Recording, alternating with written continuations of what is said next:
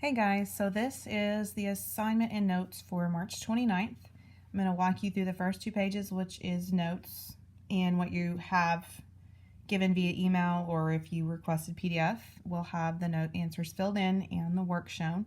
And then the second 2 pages will be the specific assignment that you're turning in. And don't forget, for me this week, those 10 problems are on Moodle.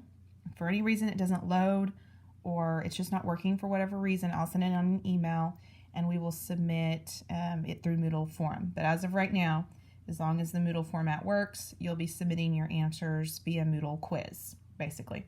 So I would work it all out on paper, or if you print this off, work it out on this for problems 1 through 10, and then go to Moodle and submit your answers in there.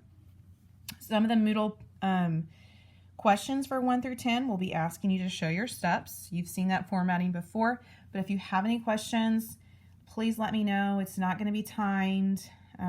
You can go in and out of it. It'll have multiple attempts. So just make sure that if for some reason you're struggling, don't stress out. Send me an email. If you got a question on it, post it to a Moodle forum or ask it during a Zoom session, and we'll try to make sure we get those questions answered for you. So we are talking about polar coordinates, which is different than just graphing on the XY plane. So we're kind of utilizing that unit circle and still referencing radius, our x being cosine or y being sine. We're still kind of working with what we have been in the trig unit. And so the unit circle in your mind should still be memorized. If not, it's attached to that lesson template. So what we have been doing through Algebra 1 and all the way through pre-cal last fall is working with a rectangular coordinate system where you have this x distance and a y distance. Your hypotenuse is right here, and then whatever angle you're at here. And we've done a lot with finding those sides, finding these particular angles, okay? Origin is 0, 0 on the rectangular. You're familiar with that. X and y axis, we write our point like this, and what x and y represent, and one point is written as an ordered pair. As you can see, this x, y. I move right x distance, up y, that's what my rectangular coordinate is. Over here in the polar system, we're talking about a polar coordinate. And we're kind of comparing between the two here. So these side-by-side tables. So the origin is not called 0, 0. It's not specifically called the origin. It is called the pole. So we're talking about this in reference to the pole. So if I say pole in my video, if you see it written down, we're talking about what would similarly be the origin in the rectangular coordinate system. We just refer to it as the pole. As we write an XY coordinate over here in the rectangular coordinate system, we're writing it as an r comma theta, the radius I've moved and the angle I'm at, okay? And just as we know, the initial starting point is always at the positive x-axis. So I'm starting here, I'm moving a specific angle, and I'm measuring a specific radius. So that's what this r and this theta is. So however far out from the pole you are is your r, and the angle with which you've moved about is your theta. And remember, we do not always have to move in the counterclockwise. We could move in the clockwise direction and have a negative angle. So don't forget what we've previously learned.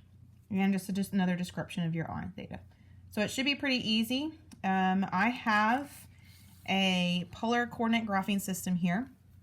When we get to the graphing lesson, I'll provide a document that you could potentially print off. If not, just create your own on a piece of paper. It's just a pole with concentric circles all the way around, which means I've got circles moving a radius distance away from the pole, and then our angle markings, okay? And I'll kind of walk you through that on the next problems. So what we're looking at in these set of problems right here, I've given you polar coordinates to graph. We're just graphing coordinates at this point, okay? Each line on the polar graph represents 15 degrees. So from here to here is 15 degrees. Another 15 degrees, another 15 degrees, okay?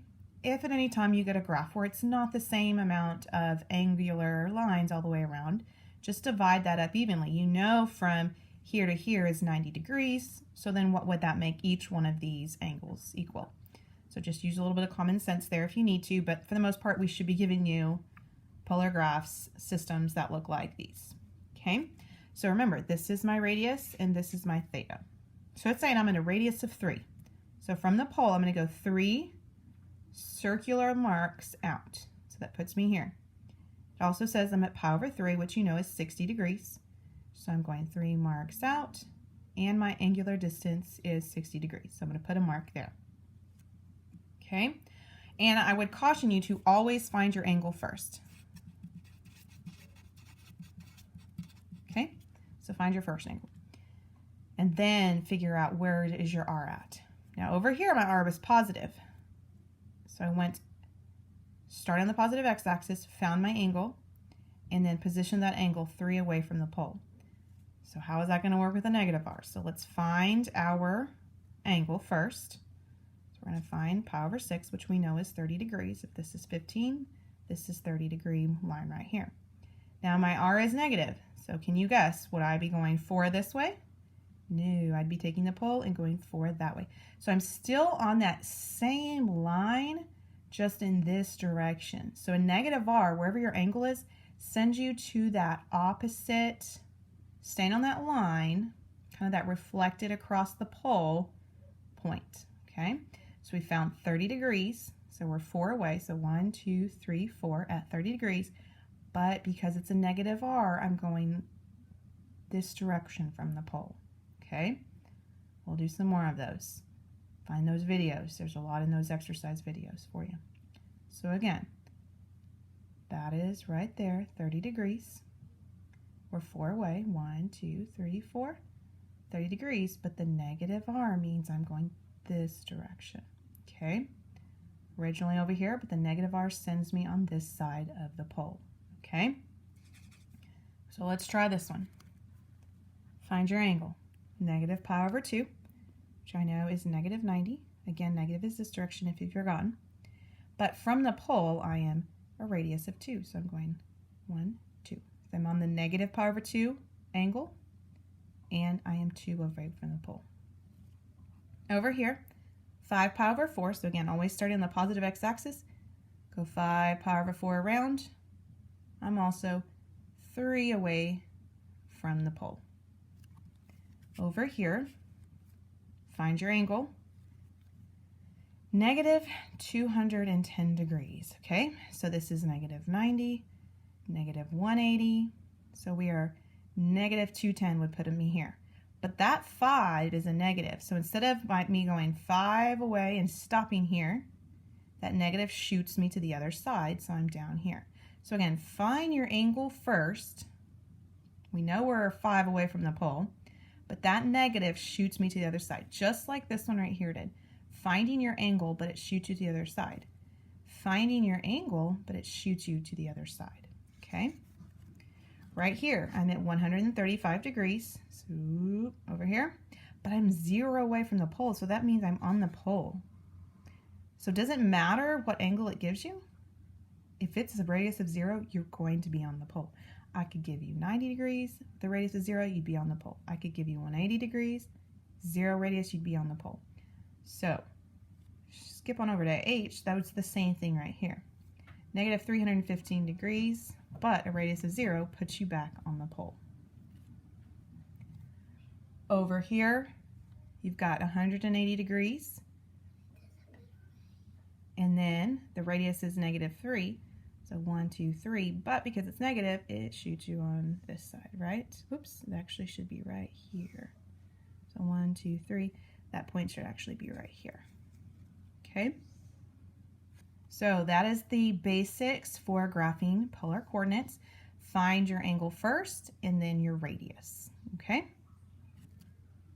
Now, the next page gets into practice finding points. So again, if you look at F and H, these two right here, 2 different angles, but they both gave you a point on the pole. So 2 different angles, both give you a point on the pole. So there are multiple coordinates that could give you the exact same angle or exact same point.